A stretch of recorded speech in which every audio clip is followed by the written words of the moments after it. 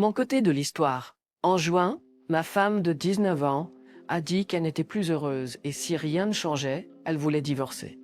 C'était la première chose qu'elle a dite. Mais bien avant cela, nous avions cessé de communiquer entre nous. Elle s'est plongée dans l'exercice physique et moi dans un jeu en ligne. Après une thérapie sans progrès, elle m'a demandé de partir. Et je l'ai fait. J'ai même acheté la maison où nous avons eu nos 2 enfants avant de déménager dans une maison beaucoup plus grande. J'ai essentiellement pris quelques objets de famille et je lui ai laissé tout le reste. Avec l'aide de ma famille et de mes amis, j'ai déménagé dans la nouvelle maison en février et nous avons divorcé en avril. J'ai essayé d'arrêter le divorce, mais elle n'était pas intéressée à le faire. Et je l'ai laissé arriver. Il m'a fallu jusqu'à il y a 2 semaines pour commencer à me soigner moi-même. Pendant 6 mois, ma maison était un désordre. Je faisais la lessive et la vaisselle, mais j'avais des photos à accrocher sur la table à manger pour chaque jour de ces 6 mois, ainsi que d'autres objets encombrants. Après avoir décidé d'essayer d'ouvrir les lignes de communication, j'ai découvert qu'elle avait passé la nuit avec un ami commun et qu'elle le fréquentait depuis 1 mois environ. J'ai été extrêmement blessée par toute la situation et il a été dit que cela ne me regardait pas ce qu'elle faisait dans sa vie personnelle. Étant donné qu'il y a des enfants impliqués, je ne peux pas dire que je suis totalement d'accord, mais dans une certaine mesure, je suis d'accord. Donc, j'essaie de laisser tomber. Je lui ai dit il y a quelques jours que je suis toujours intéressée par une réconciliation lente, ce qui pour moi signifie parler et peut-être passer du temps ensemble. C'était il y a 7 jours et nous avons parlé à un certain degré chaque jour. J'espère que c'est un début, mais je ne sais pas. Et je pense constamment à elle et à nous. Je ne veux pas la presser et lui laisser son espace, mais cela me dévaste absolument. J'essaie de rester occupée et de sortir de la maison parce que c'est tellement solitaire quand je n'ai pas les enfants. J'essaie aussi de me détacher du jeu en ligne qui a été mon refuge et mon passe-temps, mais je réalise que c'est une perte de ma vie. Maintenant, je veux partager à nouveau avec mon ex-femme. J'ai fait de l'exercice et j'ai perdu 27 livres en un peu plus de 5 semaines, ce qui représente une baisse de 10%. Je suis de plus en plus actif à l'extérieur et oui, c'était pendant que je jouais, mais j'ai réduit mon temps de jeu. Quand mon brouillard s'est levé, j'ai réalisé que je gaspillais ma vie assis devant un écran d'ordinateur. Mon ex vit dans son propre monde depuis que j'ai déménagé il y a plus de 6 mois. Elle dit toujours qu'elle ne comprend pas pourquoi tout le monde ne peut pas être ami. Je pense qu'elle devrait essayer de comprendre que les actions parlent plus fort que les mots et que la plupart de nos amis regardent comment elle vit sa vie au lieu d'accepter ce qu'elle dit. Mais elle est libre de prendre ses décisions et je deviens plus fort chaque jour. Le plus grand choc pour elle est survenu hier soir et cela concerne ma famille. Ma fille va avoir 13 ans et ma famille et moi avons prévu une fête et un dîner auquel mon ex n'est pas invité. De nombreuses traditions de longue date commencent à changer et je pense qu'elle réalise que certains des avantages d'être mariée à quelqu'un ayant des liens familiaux étroits ne sont plus disponibles pour elle. Je pense que c'est juste le prélude aux prochaines vacances. Dans les prochains mois, j'ai assisté à ma première séance de groupe de divorce hier soir et je me suis éclatée. Depuis 3 semaines, j'essaie de comprendre ce qui n'a pas fonctionné dans mon mariage de 19 ans. J'ai parlé avec des amis à qui elle s'était confiée l'année dernière et j'ai déterré de vieux secrets. Alors j'ai essayé de la convaincre de se réconcilier, mais ça n'a servi à rien. Ce furent les pires semaines de ma vie. Hier soir, juste en parlant de ce qui s'est passé avec des gens qui n'ont aucune idée de ma vie et de ce que j'ai traversé, j'ai trouvé un peu de paix. J'avais tellement gâché les choses entre mon ex et moi qu'elle a dit qu'elle ne discuterait que de sujets liés à nos enfants et rien d'autre. Ce matin, j'ai envoyé un email aux 2 personnes dont j'avais obtenu des informations et je me suis excusée de les avoir fait souffrir ces dernières semaines. J'ai également promis d'arrêter de me focaliser sur le passé et de me concentrer sur. Dans l'email, j'ai partagé mes opinions sur le comportement de mon ex et mes sentiments. À la fin, je me suis adressée à mon ex et j'ai dit que l'email ne lui était pas destiné, mais plutôt une excuse pour ce que je leur avais fait subir. J'ai également reconnu avoir bien entendu quand elle a dit que c'était fini entre nous. J'ai envoyé l'email aux 2 amis et à elle. À ma surprise, elle a répondu en disant qu'elle n'était pas d'accord avec certains de mes commentaires. Je me suis excusé et j'ai expliqué que c'était mes sentiments et ma vision des choses, mais que je ne voulais pas me disputer. Ça m'a fait du bien de tout sortir. Je ne veux pas me réconcilier, mais je pense que pour le bien de nos 2 enfants, nous devrions être cordiaux et ne pas nous détester.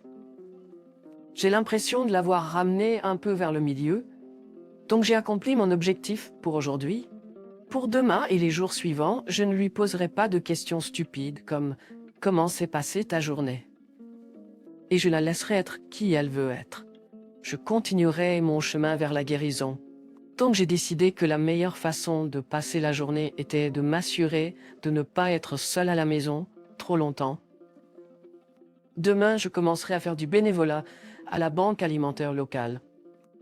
J'espère que ça m'aidera à ne pas penser à mon ex et me permettra de rencontrer de nouvelles personnes. Ce sera gratifiant de savoir que j'aide plutôt que de rester assis sur le canapé. Je vois et je sens une fille depuis octobre.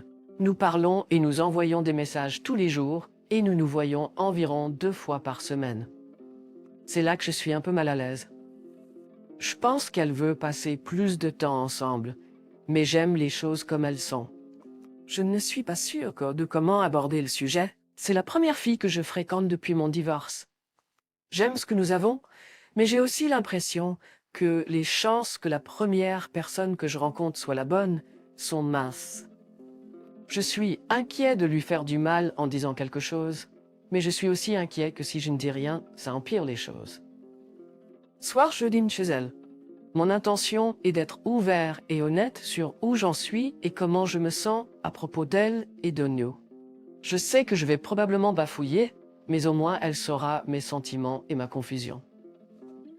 Je pense que ça m'aidera à dormir plus facilement en sachant qu'elle peut prendre la décision qui est la meilleure pour elle. Je n'ai aucune idée de où tout cela va mener, mais peut-être que je n'ai pas besoin de le savoir pour l'instant. Je vous ferai savoir comment se passe la conversation ou si je me dégonfle. J'ai l'impression d'être un petit garçon adolescent en ce moment, même si je suis un homme adulte. Mon ex m'a demandé ce matin si je pouvais commencer à aider à payer les déjeuners scolaires de notre fille. Elle a eu des problèmes financiers. J'ai refusé et je lui ai dit que je pensais que c'était mieux pour elle de s'en occuper seule. Cela a été couvert dans les paiements de soutien mensuels. J'ai dit que je ne m'inscrirais pas pour de l'argent supplémentaire régulièrement, mais je ne voulais pas que nos 2 enfants aient faim parce qu'elle ne pouvait pas leur donner de l'argent si elle était à court à l'avenir. S'il vous plaît, faites-moi savoir si elle reçoit plus de 1 200 $ par mois en soutien, car cela peut faire une différence dans votre décision. Je lui ai dit non, mais comme cela concerne les enfants, je veux être prudent. Je sais que je n'ai pas le contrôle sur ce qui est dit ou fait chez elle, mais j'aimerais minimiser l'impact sur les enfants autant que possible. J'ai pris soin de ne pas lui demander comment elle dépense son argent parce que je pense que c'est une question d'allocation. Une fois que l'argent arrive sur son compte chèque, il est difficile de déterminer quel argent est dépensé pour quoi. Elle travaille à temps plein et reçoit une somme d'argent régulière toutes les 2 semaines. Donc j'évite simplement de poser des questions à ce sujet si je le peux. Je n'avais pas l'intention que cela devienne une discussion sur la façon dont elle dépense l'argent de soutien. Mais je me demandais si quelqu'un pensait que l'argent pour le déjeuner était en dehors du soutien pour enfants. Je crois que la majorité dirait que le soutien couvre le déjeuner et si elle les faisait, il pourrait apporter un déjeuner. Mais si je commençais à payer pour le déjeuner à l'école, où irait l'argent? Je vais demander et lui indiquer la direction du soutien supplémentaire pour les déjeuners si elle continue d'insister. En gros, j'ai été surpris qu'elle ait même demandé en premier lieu. En plus de mes 1 200 $ de soutien mensuel pour enfants, je paye également leur assurance médicale et 50% de tous les copaiements. En plus de cela, je paye 50% de toutes les activités supplémentaires et des frais de scolarité pour l'école privée. J'ai payé 100% l'année dernière, donc je pense qu'elle commence à réaliser qu'elle est responsable de l'autre 50% cette année. Ces paiements sont dus en avril. Je ne me plains pas de l'arrangement actuel, mais je suis assez coincé quand il s'agit de faire des changements. Je n'ai jamais demandé de preuve des frais d'activité, des dépenses pour les chevaux ou des coûts des uniformes, et je lui ai toujours donné le chèque, facilement et rapidement. Mais quelque chose à propos de ce matin et de sa demande d'argent pour le déjeuner m'a vraiment dérangé. Je suppose que j'ai atteint un point où je n'essaie plus toujours de faciliter les choses pour mon ex. Et c'est un exemple de cela. Elle a peut-être déjà fait des changements budgétaires, mais je pense qu'elle a dû oublier celui-ci.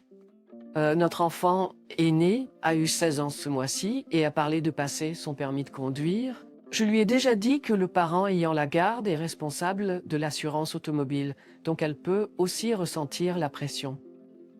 Mon point est que nous avons tous les deux fait des sacrifices dans cette situation et je ne lui ai jamais demandé de réduire le soutien pour enfants parce qu'elle avait des problèmes d'argent.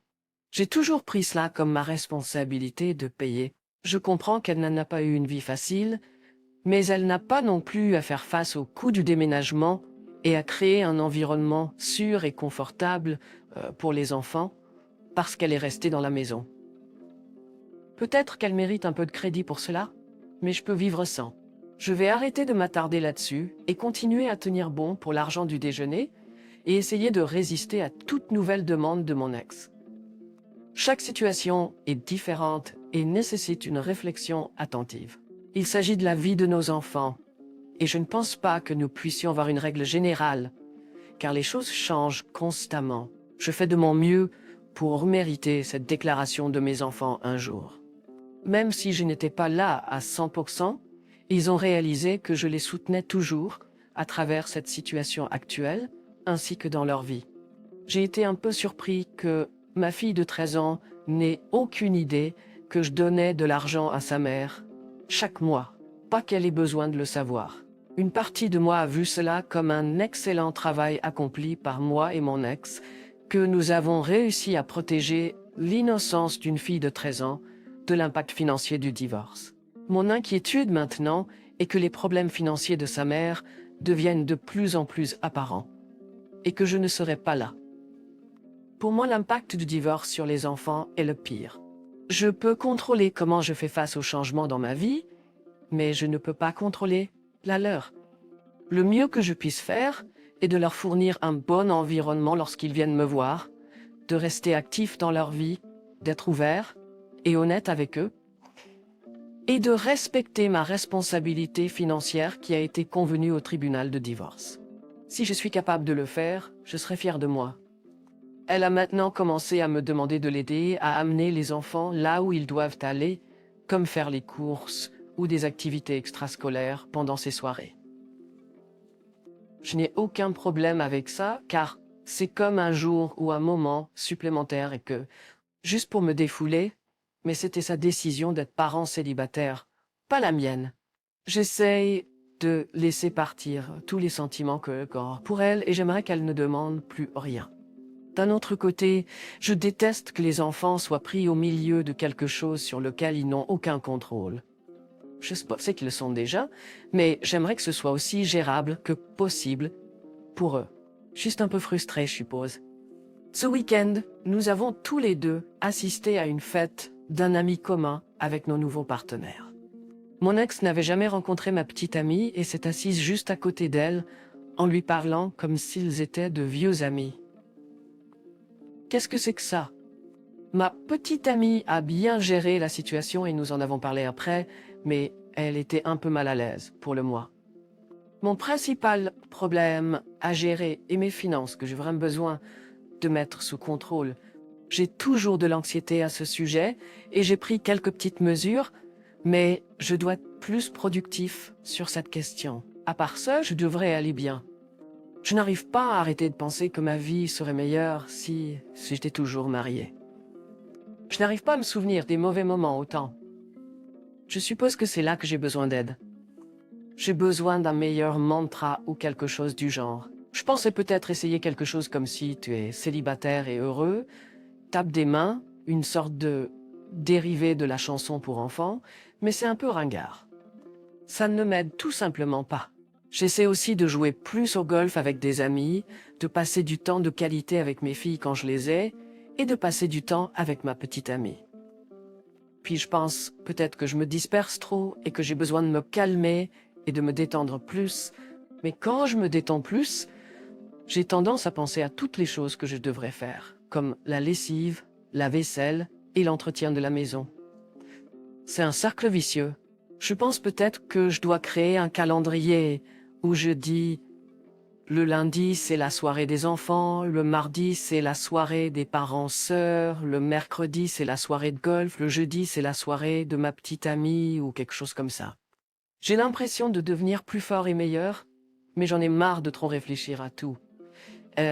J'essaie de prendre des décisions aujourd'hui en pensant à comment elles pourraient m'affecter dans 2 ans. 2 ans se sont écoulés depuis que je regarde en arrière. On n'est pas divorcé il y a 2 ans. Je sais que je deviens plus fort. Et voici pourquoi. Ma philosophie, quand je parle à mon ex, a toujours été de simplement détourner toutes les attaques qu'elle me lance et de ne pas riposter. Cependant, aujourd'hui, j'en ai lancé une en retour. Elle aime aller regarder son nouveau petit ami jouer au volley dans un bar en ville qui est à environ 25 minutes en voiture par l'autoroute. Jeudi dernier, elle a emmené ma fille de 16 ans avec elle et l'a laissée assise au bar jusqu'à minuit avant de la ramener à la maison. Pour moi, c'est un manque de jugement en tant que parent et je l'ai appelée là-dessus. Elle est revenue en me lançant des attaques en disant que elle ne considérait pas l'endroit comme un bar et que la raison pour laquelle ma fille a conduit était parce qu'elles ont vu 10 policiers en chemin vers le bar et qu'elle avait bu. Un endroit, les mots bar et taverne, tep. Mes points étaient que j'étais inquiet pour ma fille de 16 ans dans un bar où des jeunes de la vingtaine se saoulent et je ne pensais pas qu'elle devrait être dans cet environnement. Je pensais que c'était un manque de bon jugement de sa part en tant que parent. Enfin, en bref, son dernier email disait qu'elle ne continuerait plus la conversation car elle était énervée à ce sujet. Je suis plus fort maintenant parce que l'histoire aurait dit que je parlerais à ma fille et lui dirais que c'était une mauvaise idée de traîner dans un bar à son âge et je n'approuvais pas. Si sa mère veut qu'elle y retourne, je lui dirai non, que papa ne pense pas que ce soit une bonne idée. Au lieu de cela, je suis allé directement à la source et j'ai espéré résoudre un peu de la folie que mon ex a trouvée. Peut-être que je me trompe, mais une fille de 16 ans ne devrait pas être dans un bar à regarder le petit ami de sa mère jouer au volleyball. Je pense que la majorité des parents seraient d'accord, quoi. Autant j'essaie de chasser les nuages pour voir le soleil, j'ai encore des moments de tristesse et de vide. Parfois, ils peuvent durer 1 semaine ou plus. Cette période dure depuis au moins 1 semaine. L'autre soir, je laissais sortir mes sentiments et la meilleure façon de me décrire était creux. Je n'ai vraiment pas beaucoup de sentiments à l'intérieur, à part ceux qui me contrarient parce que je n'étais pas occupée et ça me fait me sentir paresseux. Ce processus ne peut pas être bon, il doit s'arrêter à un moment donné. Je dois trouver quelque chose. Je suis tellement endettée que je pense à 24 mois à partir de maintenant, lorsque ma fille aînée ne recevra plus de pension alimentaire pour enfants, et ensuite je me bats pour avoir regardé trop loin dans le futur. Dans 24 mois, je serai en colère d'avoir gaspillé ces années de lycée en pensant à l'argent. C'est un cercle vicieux. J'ai dit à la fille que je vois que je passe la journée à me demander si les enfants passent une bonne journée ou s'il y a de la nourriture dans le frigo pour le dîner. Les jours où je ne suis pas occupée, j'essaie de trouver comment je peux le reste des soirées de la semaine pour arriver au week-end. Quand le week-end arrive, je me contente de traverser et le processus recommence. Et maintenant, j'ai ajouté une deuxième personne, elle, à ce que j'appelle moi-même. Nous avons une longue conversation et elle a été compréhensive. Elle m'a remercié d'avoir partagé et a demandé où tout cela allait. Je ne sais pas où ça va et je lui ai dit « Je veux être ouvert et honnête à propos de moi-même et de sa place dans tout ça. » Je pense qu'elle l'apprécie, mais ça fait aussi un peu mal à entendre. J'ai parlé avec un ami proche hier soir de comment je vais et comment les choses passent pour moi.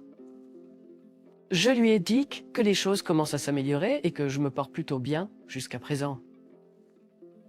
Je me sens plutôt bien ces jours-ci. Il a demandé est-ce que je parle à mon ex? J'ai dit non. Rien d'autre que quand elle veut de l'argent et des sujets sur les enfants, il a dit. C'était triste qu'après 18 ans de mariage et moins de 18 mois, on ne se parle plus. J'ai essayé d'expliquer que nous avons pris des chemins différents. Et tant que les enfants allaient bien, alors nous n'avions rien à nous dire. Elle a pris la décision de traverser la vie sans moi, à partir de maintenant. Donc, je n'ai aucun désir d'avoir des mises à jour ou des détails sur son parcours. Alors je me demande si c'est ce que les autres pensent. Est-ce triste que vous puissiez passer 18 ans, mariés et plus de 20 ans ensemble, puis ne pas parler des problèmes quotidiens? Mon avis en ce moment est non. Je n'ai actuellement aucun désir de savoir ce qu'elle fait. Cela peut changer et j'ai un trou dans mon âme à cause du divorce. Mais j'ai travaillé très dur pour guérir. Je suppose que pour moi, ne pas lui parler me fait juste me sentir mieux. Peut-être pas mieux, mais ça m'aide à éviter les maux de tête et la douleur. Peut-être qu'avec le temps, je pourrais guérir de certaines choses, mais pas maintenant. J'y ai pensé pendant le week-end.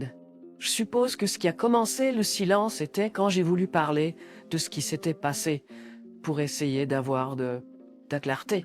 Elle prenait une phrase sur quelques paragraphes et me démolissait. La plupart du temps, c'était hors contexte, mais elle me roulait dessus et me rabaissait. Après quelques-unes de ces situations, j'ai juste dit « tant pis ». Je n'ai pas besoin de ça et elle n'a jamais vraiment donné de réponse de toute façon. Ah, maintenant, cela fait un peu plus d'un an depuis ces moments et je me sens dans un bien meilleur endroit. Il n'y a pas besoin d'ouvrir ces portes et si le sujet revient parmi mes amis, je leur dirai mon point de vue et qu'ils devraient essayer de s'y habituer. Un divorce a vraiment un impact non seulement sur les deux personnes impliquées, mais sur tout le cercle d'amis. Ils étaient là quand j'avais besoin de parler. Je suppose que c'est le moment pour moi d'être là pour les aider à avancer. Ma perspective est que chacun de nous voyage vraiment à travers la vie individuellement. En chemin, il y a des gens qui ont un impact sur notre voyage. Vos parents, peut-être des frères et sœurs, et ensuite beaucoup se marient, mais certains ne le font pas.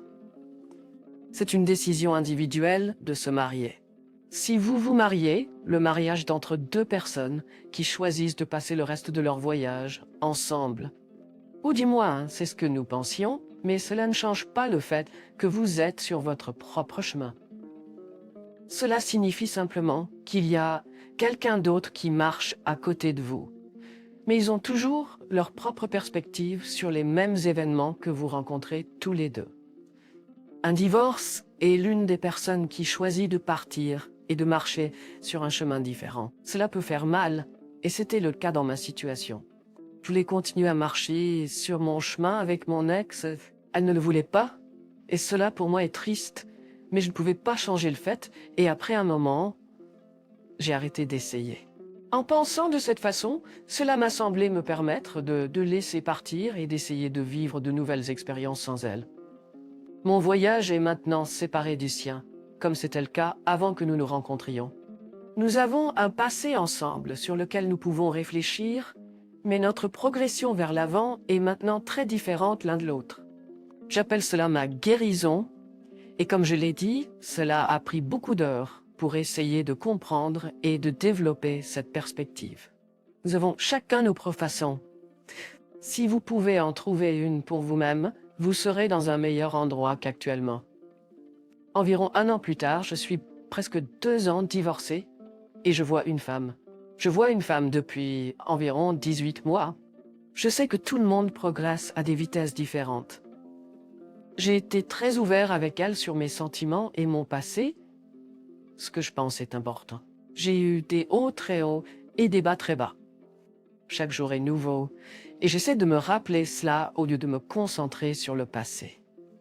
Mes filles se sont bien adaptées et je pense même que mon divorce avec leur mère a eu un impact positif sur elles. C'est un soulagement pour elles d'avoir une pause du chaos.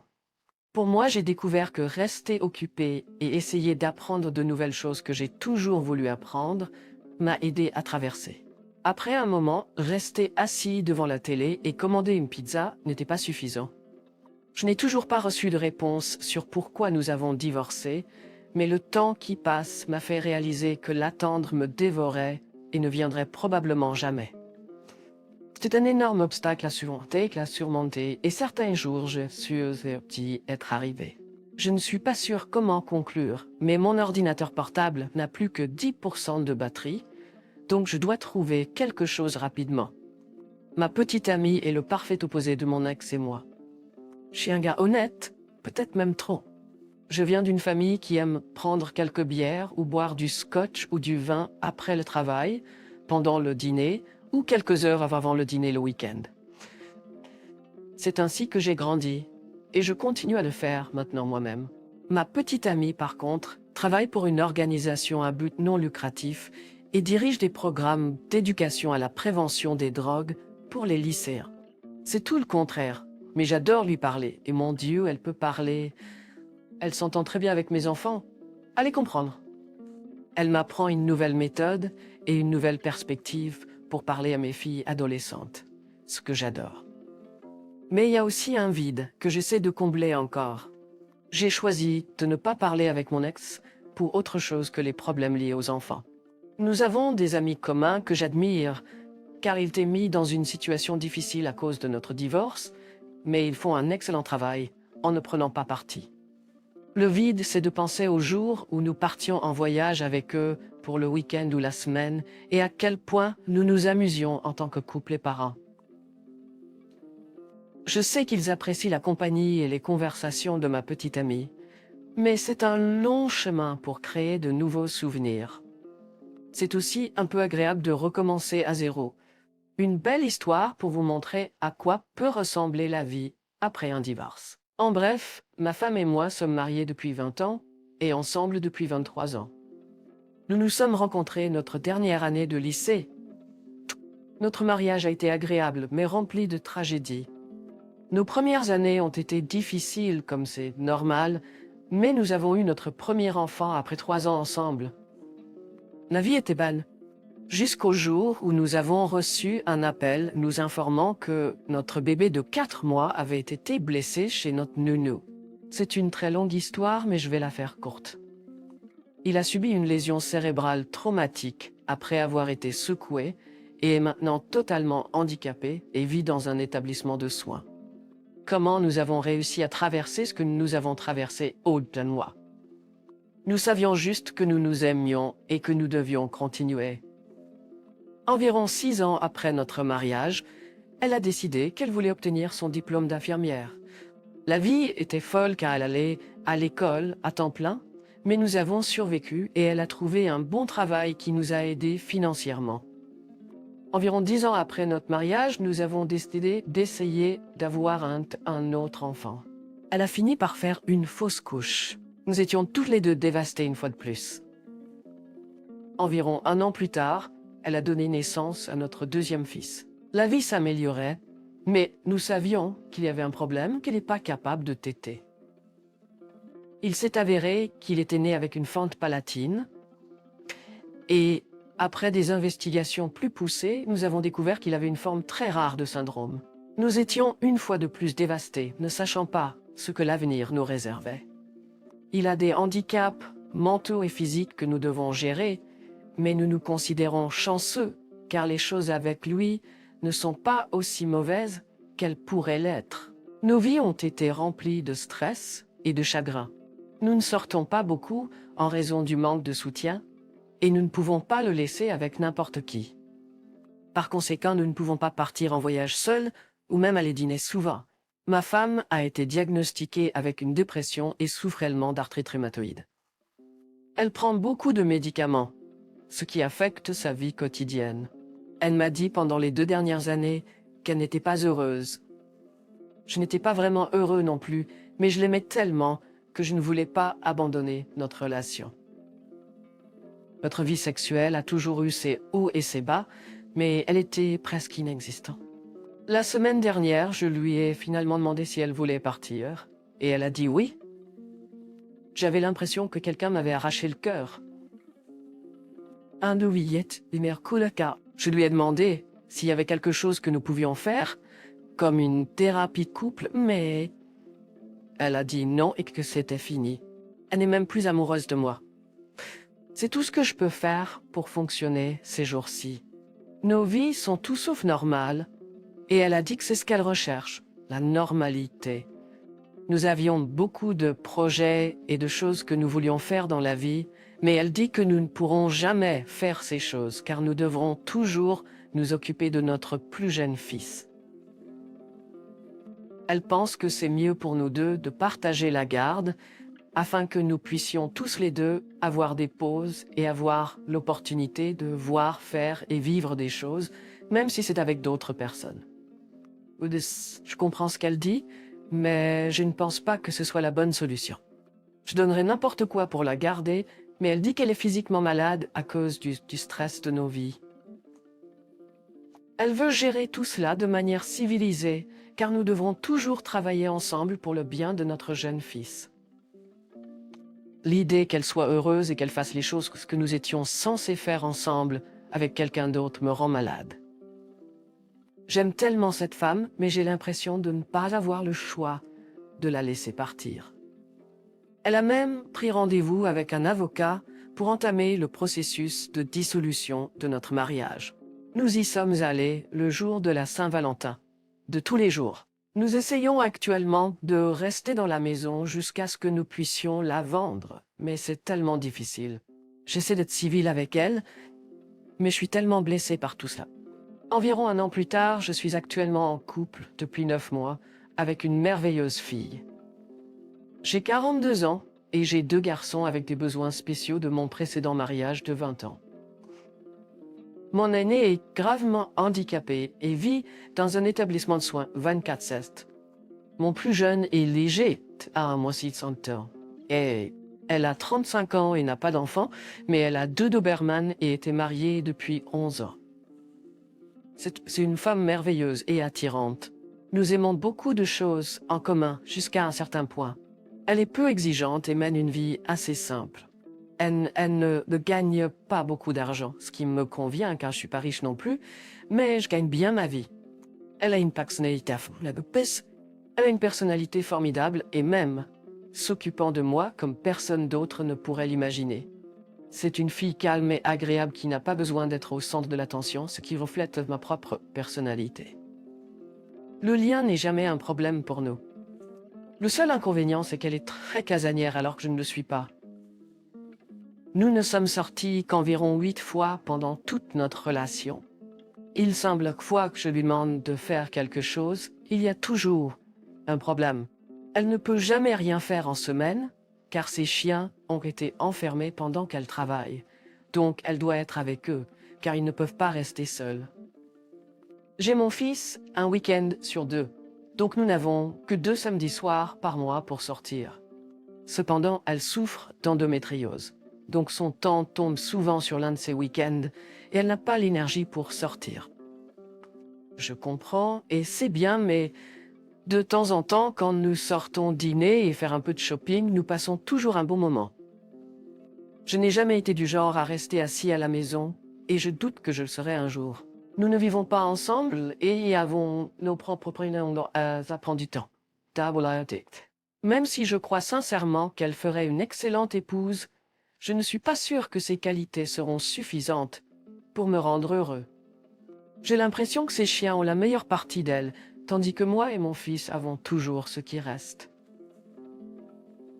Je ne suis pas sûre si je devrais persévérer un moment ou mettre fin à tout ça et passer à autre chose. La vie est trop courte pour la laisser passer, mais je ne veux pas non plus faire une erreur. Tes conseils? Mon commentaire? Elle est consciente de mes préoccupations. Avez-vous des conseils pour l'OP numéro 2? Commentez ci-dessous, abonnez-vous et appuyez sur la cloche. Et après ma sieste, je commencerai à travailler sur les histoires de demain.